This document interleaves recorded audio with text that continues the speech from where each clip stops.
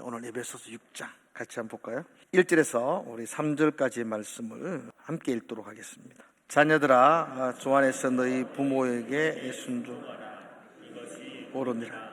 내 어머니와 어머니를 공경하라. 이것이 약속이 있는 이로써 내가 잘 되고 땅에서 장수하리라. 아멘. 아멘.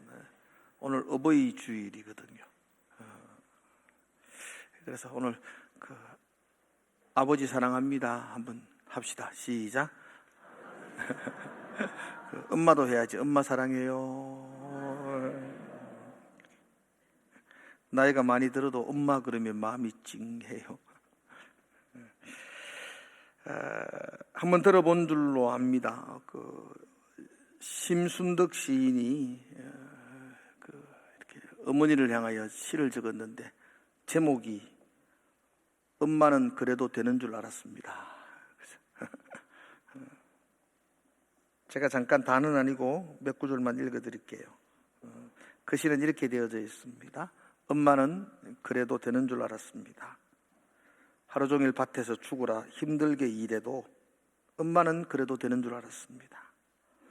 찬밥 암덩이로 대충 부뚜막에 앉아 전심을 때울 때에도 엄마는 그래도 되는 줄 알았습니다.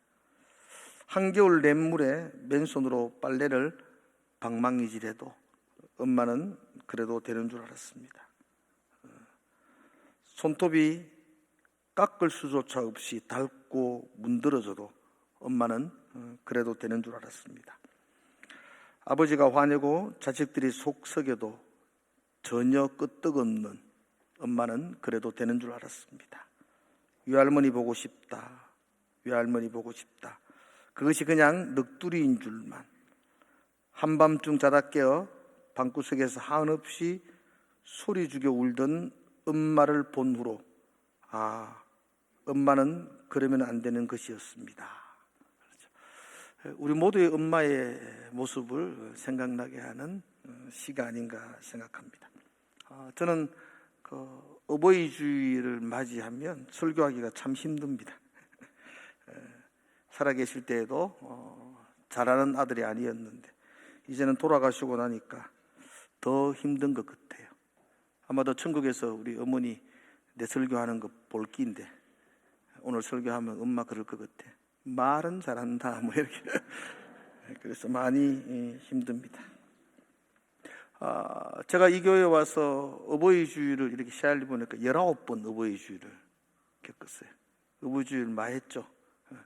그런데 제가 돌아보니까 어버이 주일 설교를 구체적으로 한 건 한두 번 안 되는 것 같아요. 거의 없어요. 우리 교회는 이 어버이 주일이 교회 설립 주일과 같아서 가지고 그냥 제가 어버이 주일 되면 오늘 어버이 주일입니다. 제가 많이 했던 이야기가 엄마라는 뜻이 뭔지 아세요? 어마어마한 분이라고. 엄마는 어마어마한 분이라고.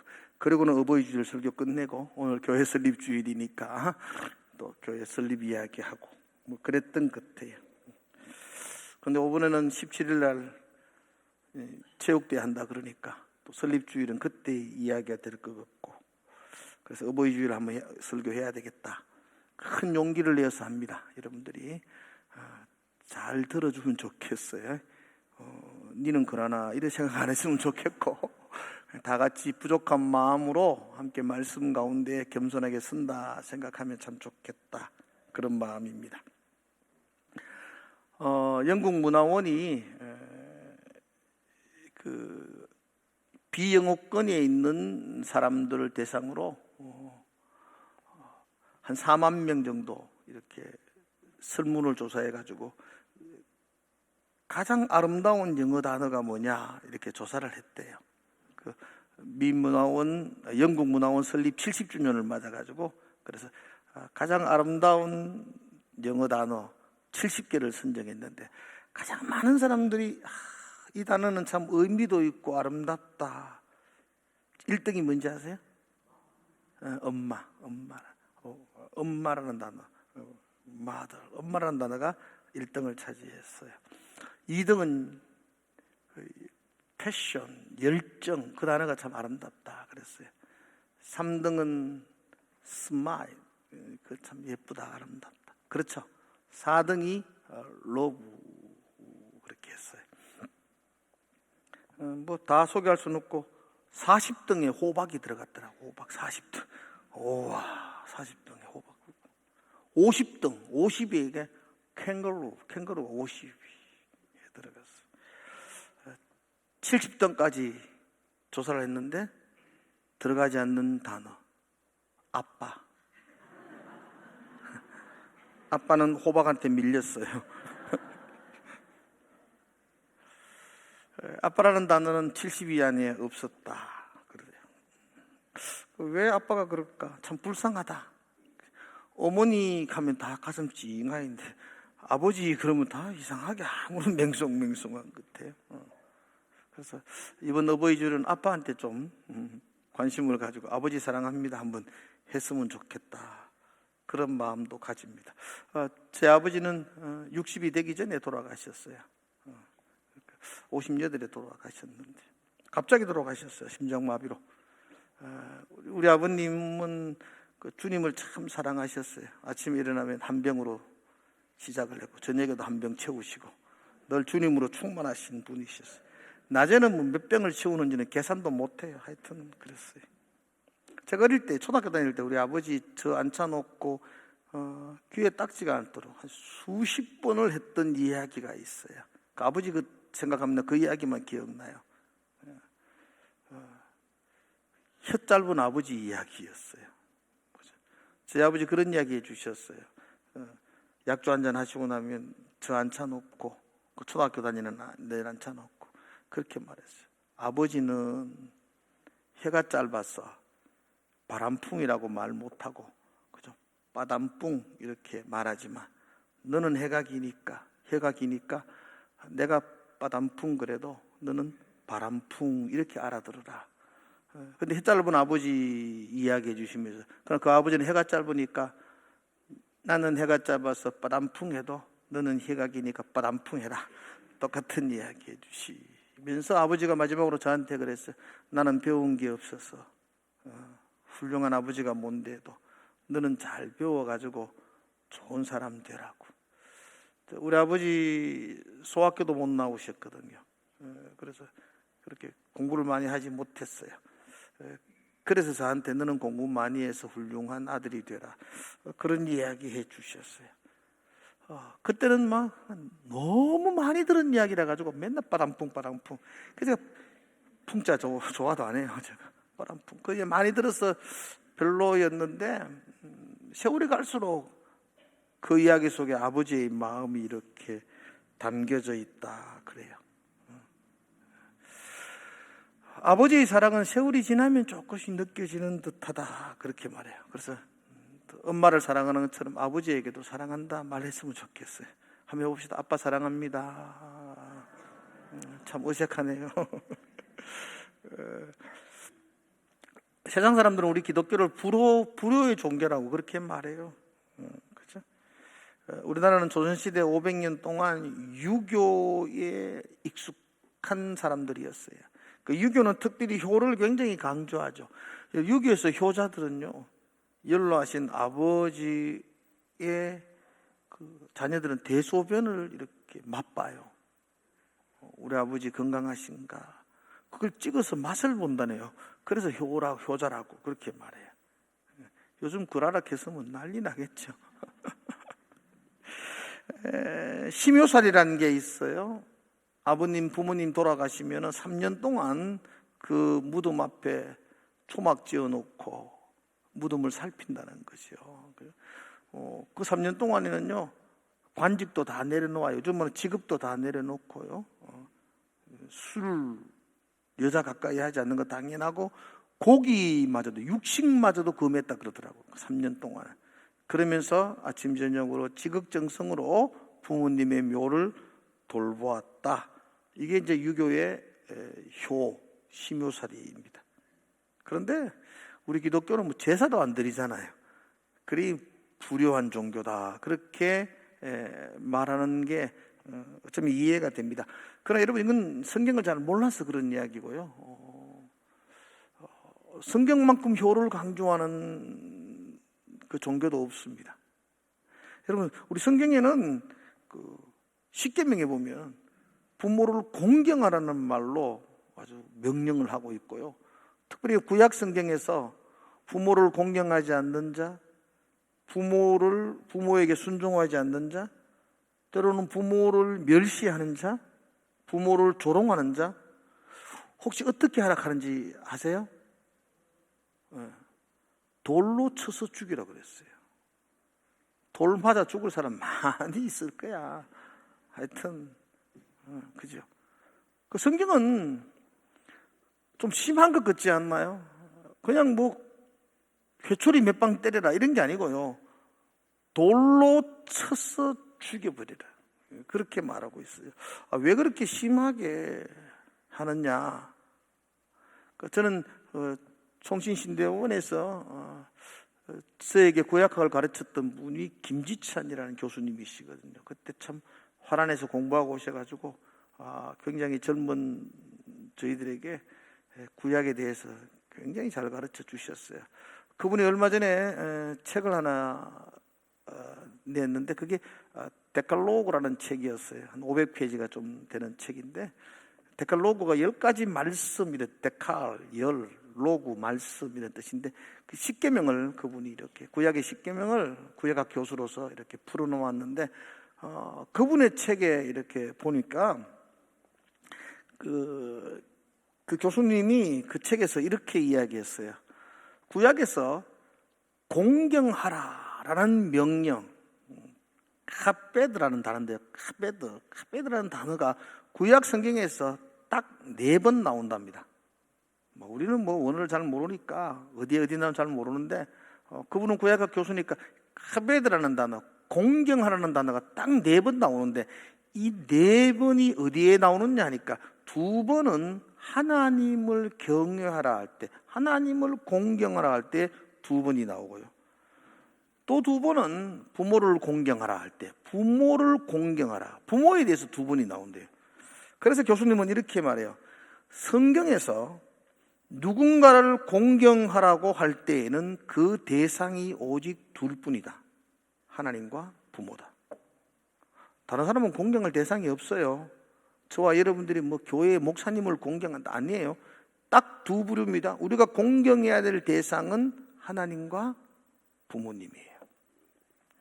그러면서 그분이 그렇게 말했어요. 이처럼 우리가 공경하라고 명령을 받은 대상이 하나님과 부모뿐이라면 하나님을 공경하듯이 부모님을 공경해야 된다. 이렇게 정의를 내렸어요. 여러분이 하나님에게 예배하고 공경하듯이 부모를 공경하라. 이게 성경의 원리예요. 성경의 원리. 그러니까 난 신앙생활 잘한다, 하나님께 예배 잘한다, 백날 그런 모습으로 앉아 있어도 부모의 마음에 근심을 대고 공경이 안 되면 그의 예배와 신앙은 가짜입니다.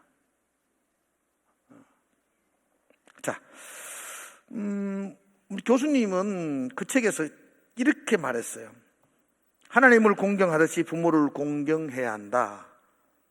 그러므로 하나님과 함께 유일한 경외의 대상인 부모를 공경하지 않는 것은 하나님에 대한 심각한 도전이요 반역이다 그랬어요.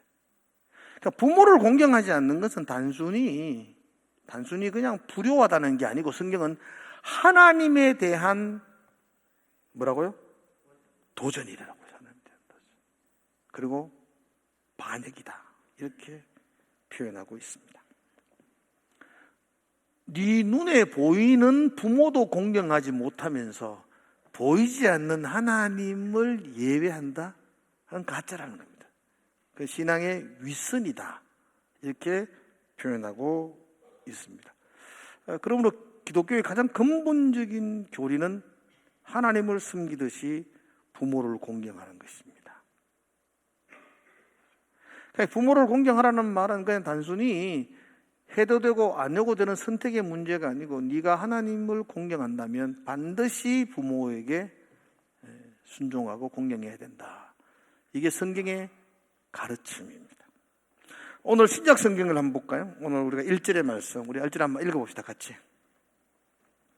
자, 함께 한번 읽어봅시다. 준비 시작. 자녀들아, 주 안에서 너희 부모에게 순종하라. 이것이 옳으니라. 아멘. 자녀들아, 부모에게 순종해라. 이것이 옳으니라. 먼저 1절의 말씀에서 제일 중요한 단어가 이것이 옳으니라 라는 단어예요. 어떻게 하는 게 옳은 일이라고요?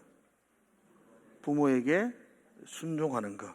이것이 옳다 그렇게 말해요.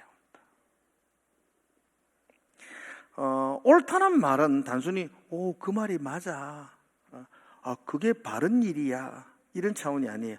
우리나라 성경은 옳다라는 말이 맞다 이런 말과 같아졌는데 우리는 지금 우리나라 성경으로 성경을 보는 게 아니어야 되죠. 성경은 성경 언어가 있어요. 헬라어가 있어요.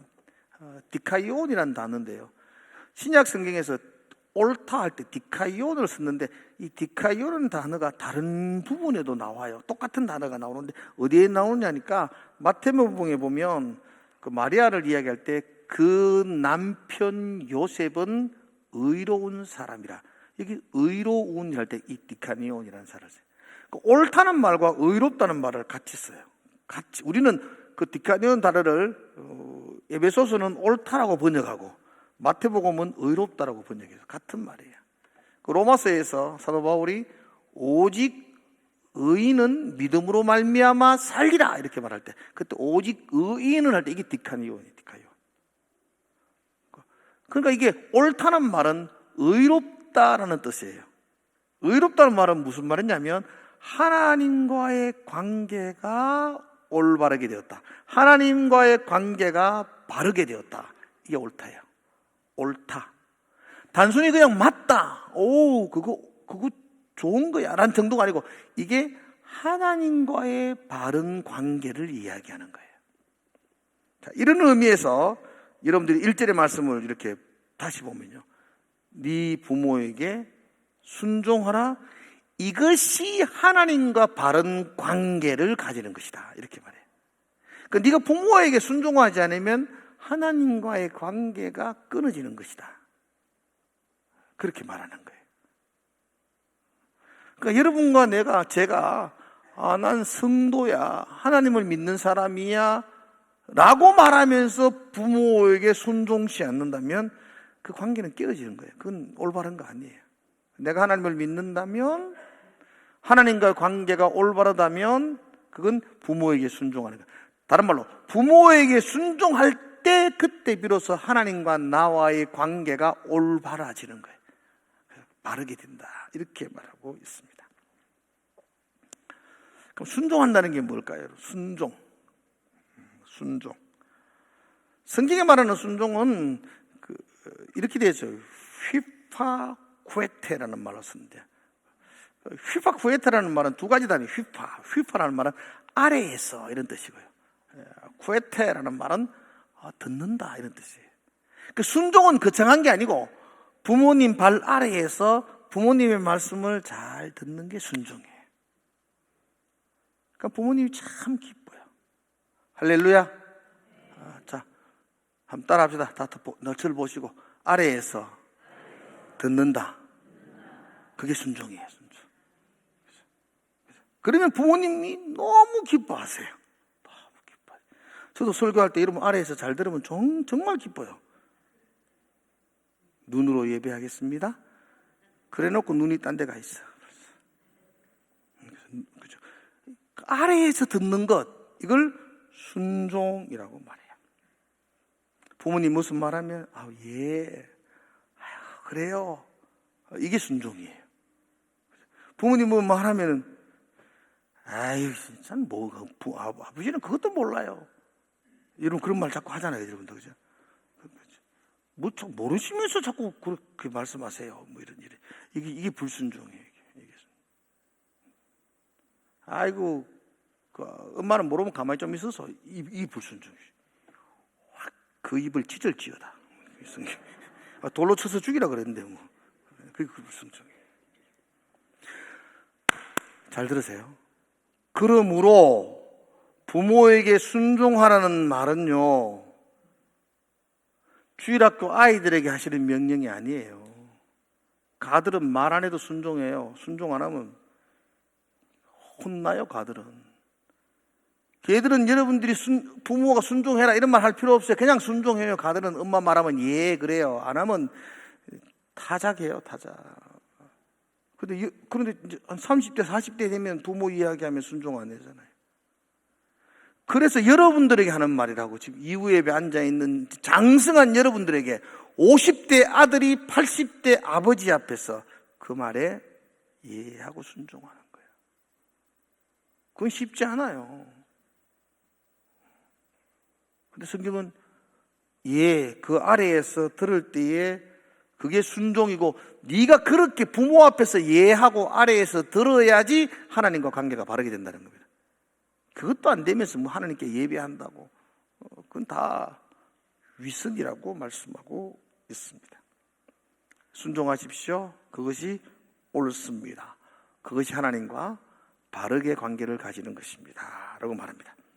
자, 이제 2절의 말씀 한번 봅시다. 2절 같이 한번 2절 한번 읽어볼까요? 2절. 자, 2절 같이 읽읍시다. 시작. 어머니를 공경하라. 이것이 약속이 있는 첫 계명이니. 예. 공경해라. 이것이 약속이 있는 첫 계명이다.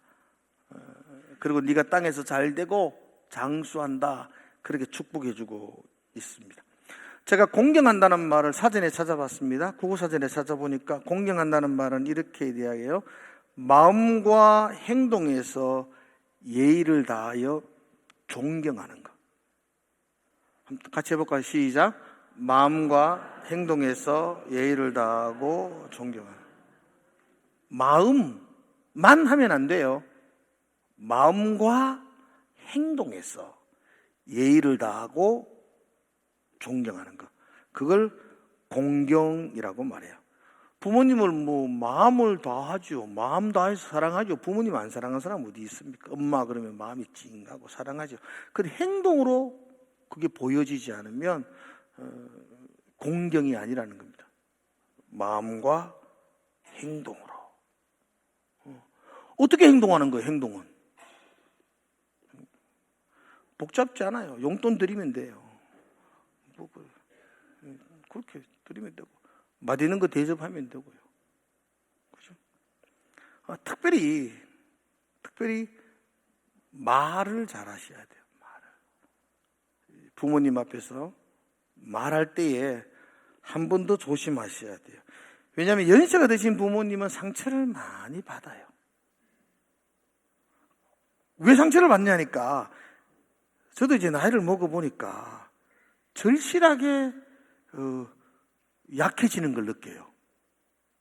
아직까지는 덜 약한데 좀 더 연세 드신 부모님은 굉장히 건강도 약해지시고요. 아는 지식도 깜빡깜빡거리고 약해지고요. 돈도 많이 없어져요. 은퇴하시고 연로하면 돈도 없어져요. 그래서 본인 스스로 약해져요. 여러분, 약해지면요, 옛날에 내가 강할 때는요, 무슨 말을 해도요, 그게 안 섭섭해요. 저놈이 농담이구나 이런 생각하는데, 내가 약해지면요, 뭔 말을 하면 저기 나를 무시하나 이런 생각이 들어요. 똑같은 말인데 내가 약해지면 그게 섭섭해요. 별거 아닌데, 별거 아닌 이야기인데 혼자 생각하면 저기 컸다고 무시하네, 저기 돈 좀 번다고 저기 나를 업신여기네. 그래서 마음이 서운해요, 서운해. 근데 그 말하면은 쫀쫀하잖아. 말도 못하잖아. 말도 못하면 그게 쌓인다니까요. 그게 쌓이면 자녀들 조심하지. 그게 쌓이면 똥 오줌 받아내야 돼요, 여러분들이. 안 그래요?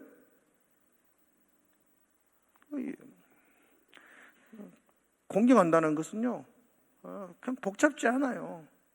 그러니까 특별히 그 마음과 행동할 때 그 말에서 예의를 다하는 거예요. 더 깊은 예의를 다하는 거예요. 그럴 때에 공경이라고 말할 수 있어요. 또 헬라어로서 이 성경언어로서 공경이란 말은요, 가치 있게 여기다 이런 뜻이에요. 가치 있게. 또 하나는 더 무겁게 받는다 이런 뜻이에요. 공경이라는 말이 무겁게 여긴다, 가치 있게 여긴다는 겁니다. 가볍게 여기지 않는다는 거예요. 다른 말로 부모님의 말씀 한마디 한마디를 흘러듣지 않는다는 겁니다. 가볍게 여기지 않습니다. 뭐 말하면은 예. 그리고 속으로는 아이고, 또 잔소리 하시네. 이렇게 흘러듣지 않는 것. 그냥 부모님의 한마디 말씀을 무겁게 여기는 것. 가치 있게 여기는 것. 이걸 공경이라고 말해요. 그래서 이 성경에 말해서 공경, 순종 이 말은요, 철없는 아이들에게 네 부모 잘 섬겨 이런 말이 아니고요. 가정의 경제력을 가지고 있고 이제는 내가 가정의 중심이 서 있는 이 50대 가장들에게 하는 말이에요. 너 부모님의 말씀을 무겁게 여겨야 돼. 그분의 발 앞에 순종해야 돼. 예라고 대답해야 돼. 네 마음과 행동을 다하여서 예의를 갖추고 존경해야 돼. 그게 공경이랍니다. 어렵죠. 그렇게 어려우니까 성경에 복을 약속해 주잖아요. 네가 땅에서 잘 되고 네가 장수할 거야. 그죠? 여러분 공경하시기를 주의 이름으로 축복을 드립니다. 구체적으로 마지막으로 어떻게 하는 것이 부모를 공경하는 것인가, 구체적인 거 제가 두 가지는 말씀을 드려야 되겠다 싶어서 따로 3대지를 뽑았어요. 그래서 구체적으로 어떻게 하면 좋을까? 첫 번째로 여러분 부모를 공경할 때 첫 번째 어떻게 하는 게 공경하는 걸까? 지금 40대 50대 자녀들 잘 들었으면 좋겠어. 부모를 공경할 첫 번째는 경제적인 지원을 해줘야 됩니다. 경제적으로 지원해 주셔야 돼요. 어떤 특별한 날 돼 가지고 용돈 드리고 그런 게 아니고 규칙적으로 경제적으로 용돈을 들으셔야 돼요. 자녀 키우고 여러분 가정 살림 저도 해봤지만 부모님에게 용돈 줄 돈 없더라고. 그래도 여러분 하셔야 돼요. 그게 공경하는 겁니다. 얼마를 드리느냐? 그건 여러분들이 가정에 맞도록 이렇게 하시면 돼요. 그건 하시면 되지만 여러분들이 정말로 규칙적으로 부모님에게 경제적 지원을 해 주셔야 돼요. 그게 자녀의 마땅한 도리예요. 그게 공경입니다. 마음으로, 말로만 하지 말고 봉투가 좋아요. 특별히 아빠한테 줘야 돼요. 자꾸 엄마한테만 자꾸 몰아가는데 이건 굉장히 나쁜 습관이에요. 아빠에게. 우리 아들 들으라고 하는 이야기를 아빠에게. 두 번째로는 정서적 지원을 해줘야 됩니다. 경제적 지원은 제가 그냥 했던 이야기고 거기에 반해서 정서적 지원은 더 중요합니다. 정서적 지원은 그냥 전화 한 통 하는 거예요. 전화 한 통. 그죠? 별일 없이 해도 괜찮아요. 꼭 일이 있어도 하나 목소리 듣고 싶어서 했어요. 괜찮아요. 전화 한 통 하는 거. 그리고 기회가 되면 좀 찾아뵙는 거. 참 어렵더라고요. 찾아뵙는 것도. 근데 여러분 기회를 만들어서 꼭 찾아뵙는 거. 그리고 그 부모님 앞에서 그분의 이야기를 들어주는 거. 그리고 부모님에게 내 이야기를 미주알 고주알 이렇게 할 수 있는 거. 부모님에게 좋은 대화의 친구가 되어주는 거. 이게 정서적 지원 아니겠어요? 예, 물질로 경제적 지원도 해야 되죠. 근데 부모가 되고 보니까 자녀들이 자기 이야기 미주알 고주알 해주는 거 굉장히 듣기 좋더라고. 근데 제가 이래 물어보려고, 야야, 너 요즘 뭐 어떠노? 이러면요. 아주 단답형으로 해요. 좋아요. 딱. 또 물어보면, 좋다고요. 직장은 괜찮아요. 좀 요렇게 하지 말고, 좀 오랫동안 이 얘기해주고, 이렇게 좀 이렇게 해주면은 예쁠 낀데. 우리 아들 이야기 아닙니다. 우리 아들 잘합니다. 잘하는데. 그래도 그렇게 자녀들은 좀 그랬으면 좋겠어요. 부모님에게 미주알 고주알 이야기하고 그리고 들어주고. 그 부모님은 자식이 굉장히 자랑스럽거든요. 걔가 어떻게 살아가는 모습들도. 그런 이야기 자주 해주면 부모님이 굉장히 행복해할 건데, 자녀들은 그거 참 말하니까 귀찮고 뭐 그런 느낌이 든다는 생각을 가져요. 제가 영상 하나 준비했습니다. 설교 마치면서 이혜령 씨의 책 중에 80조 생각하기라는 책이 있는데, 그 책에 있는 것을 애니메이션으로 영상을 했는 건데 한번 보신 분도 있겠지만 한번 보시면 좋겠어요. 아버지와 까치라는 게.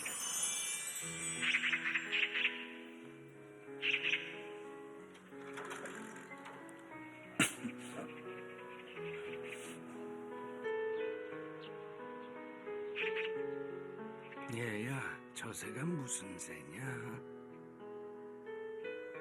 까치요.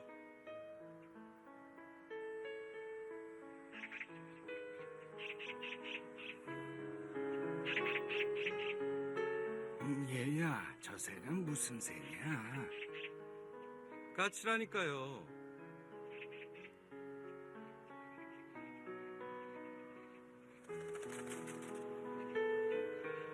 얘야, 저 새가 무슨 새라고 했지? 몇 번이나 대답해야 아시겠어요. 까치요. 까치라고요.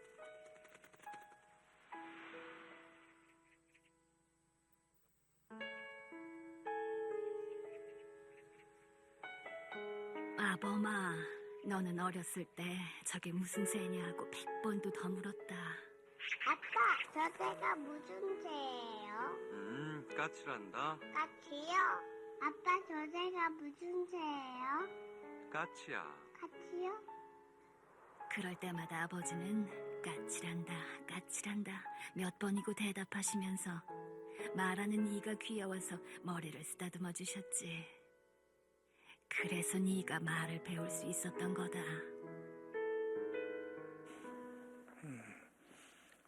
이제 여러분들이 부모님의 말동무가 되어 주셔야 돼요. 그죠? 예제 드신 부모님 어쩌면 귀찮은 소리 하세요. 저게 뭐냐고 자꾸 물어봐요.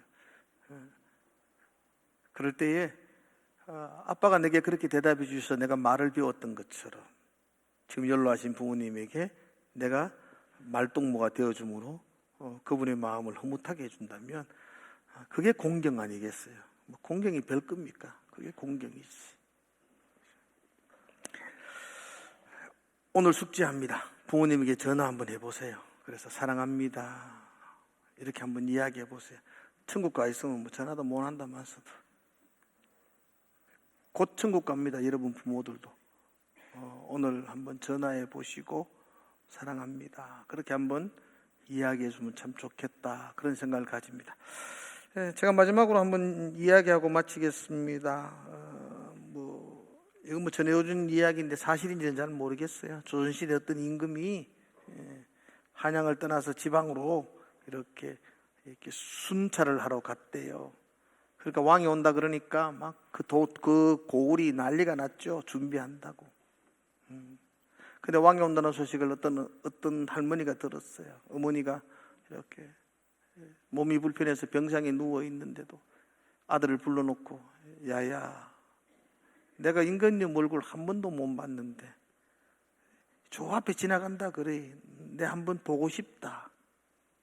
그 아들이 효자였어요. 아이고 그러세요. 그래서 임금님 오시는 시간을 맞춰 가지고 어머니 업고 50리길을 걸어와가, 산을 넘고 걸어와가 임금님 지나가시는데 이렇게 어머니 잘 보세요라고 이렇게 업고 이렇게 보여드렸대요.